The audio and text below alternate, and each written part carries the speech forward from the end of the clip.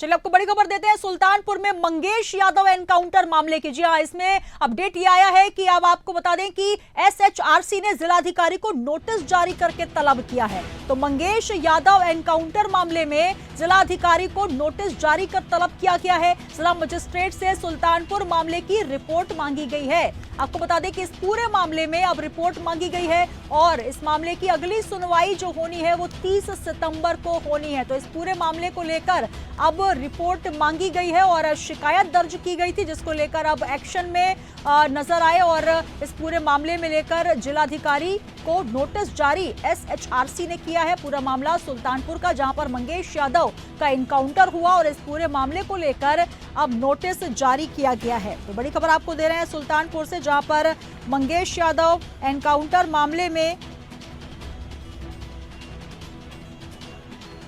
चलिए सीधे रुख करेंगे हमारे संवाददाता राशिद सिद्दीकी का, जो एक बार फिर हमारे साथ जुड़ चुके हैं। राशिद, इस पूरे मामले में जो कि लगातार ये मामला तूल पकड़ा हुआ है उत्तर प्रदेश में और सियासत भी इसमें लगातार देखी जा रही है मंगेश यादव एनकाउंटर मामले में, लेकिन अब एसएचआरसी ने जिलाधिकारी को नोटिस जारी करके तलब कर लिया है। जी बिल्कुल, देखिए राष्ट्रीय और राज्य अधिकार ने इस पूरे मामले को संज्ञान लिया है और डीएम सुल्तानपुर को नोटिस जारी कर 15 दिन के अंदर जवाब देने की बात कही है।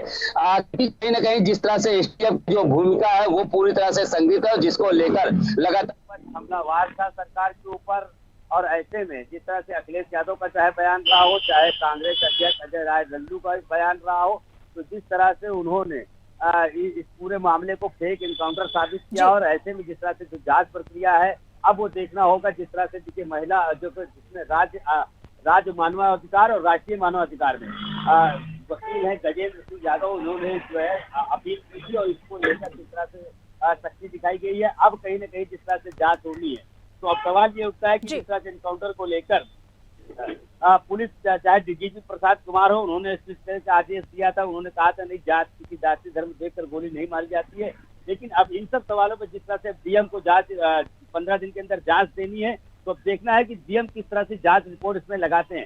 हालांकि देखिए विदिता सिंह है वहां पर महिला डीएम है, अब इनकी जो रिपोर्ट है वो बहुत महत्व मानी जाएगी इस जांच रिपोर्ट के आधार पर। उन्होंने हालांकि एसआईटी गठित कर दी है, लगातार इस पर काम भी उन्होंने चालू कर दिया है। जिस तरह से कई अहम जो बिंदु थे इस पूरे मामले के लूट कांड के पूरे जो रायबरेली में जहाँ साजिश रची गई, ये सभी चीजों को लेकर अब जिस तरह से जो है अब राज्य मानवाधिकार और राष्ट्रीय मानवाधिकार की उनको रिपोर्ट देनी है। 15 दिन के अंदर देखते हैं कि सुल्तानपुर डीएम क्या रिपोर्ट वहां पर दे पाती है। बिल्कुल, कहीं ना कहीं राशिद इस पूरे मामले में सियासत तो गरमाई हुई है, लेकिन अब मानवाधिकार का भी सीधा हस्तक्षेप आ चुका है। तो कुल मिलाकर जिस तरीके से सपा सुप्रीमो अखिलेश यादव ने 200 से ज्यादा ऐसे नाम की लिस्ट जारी की है, जिसके लिए कहा जा रहा है कि फर्जी एनकाउंटर हुआ है, लगातार जो है सरकार जो है वो अपनी मनमानी चला रही है और वो तमाम नाम भी साझा किए। और इस बीच सुल्तानपुर का मामला भी लगातार इसमें सियासत देखी जा रही है। अब सीधे सीधे यहाँ पर मानवाधिकार आयोग का हस्तक्षेप हो गया, तो कुल मिलाकर सरकार पर भी कहीं ना कहीं सीधे उंगलियां उठती नजर आ रही है। और अब रिपोर्ट जो आएगी वो बेहद महत्वपूर्ण इसलिए मानी जाएगी क्योंकि इसमें तमाम जो आरोप हैं वो सीधे सीधे सरकार पर भी लग रहे हैं, एसटीएफ पर भी लग रहे हैं और पूरी प्रक्रिया पर सवाल उठ रहे हैं।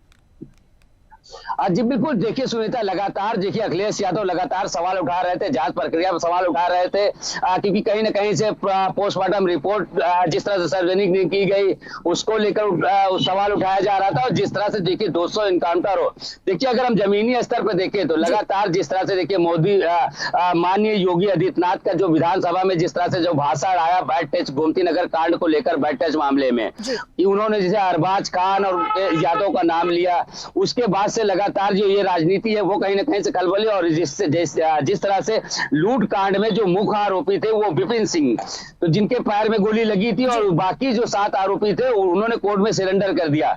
उसमें जिस तरह से जौनपुर का ये मंगेश यादव था, जो कि इनकी स्थिति बताई जा रही है कि बेहद भयावह थी, मतलब बहुत मिडिल क्लास, मतलब ना घर ठीक से घर के अंदर इनके बर्तन या खाने की स्थिति भी ठीक नहीं थी। ऐसे में जिस तरह से देखिए सवाल उठा, मंगेश की बहन ने जिस तरह से निकल कर आकर मीडिया के सामने उन्होंने जवाब दिया कि मंगेश घर पे सो रहा था, पुलिस उसको पूछताछ के लिए लेके गई और उसके बाद दूसरे दिन स्थानीय पुलिस जाती है, कहती तुम्हारे लड़के को गोली मार दी जाती है। तो ऐसे में जिस तरह से सभी पार्टियां इस पूरे मामले को लेकर फर्जी एनकाउंटर साबित करने में लग गई है। तो कहीं ना कहीं से देखिए, और इसमें सवाल सबसे बड़ा उठ गया एसटीएफ के ऊपर, क्योंकि जिस तरह से डीके शाही के ऊपर लगातार पूर्व में भी कई गंभीर आरोप लग चुके हैं, और ऐसे में सवाल सबसे बड़ा उठता है, क्योंकि देखिए लखनऊ राजधानी में रहते हुए भी इनके ऊपर कई इन्होंने एनकाउंटर किए हैं, इसमें सवाल उठा था। लेकिन अब देखते हैं कि जिस तरह से देखिए राष्ट्रीय मानवाधिकार और राज्य मानवाधिकार जिस तरह से एक्टिव मोड पर नजर आए, उन्होंने निष्पक्ष जांच की बात की, उन्होंने डीएम को नोटिस दिया, इस पूरे मामले पर रिपोर्ट बनाकर 15 दिन के अंदर सौंपने की बात की, और 30 सितंबर को इसकी सुनवाई है। तो अब देखना है कि इसमें किस तरह से निष्पक्ष जांच होती है, क्योंकि जाहिर सी बात है देखिए मंगेश यादव कहीं ना कहीं देखिए यादव और वर्चस्व ठाकुर जो राजनीति उत्तर प्रदेश के अंदर है वो साफ तौर पर देखने को मिल रही है।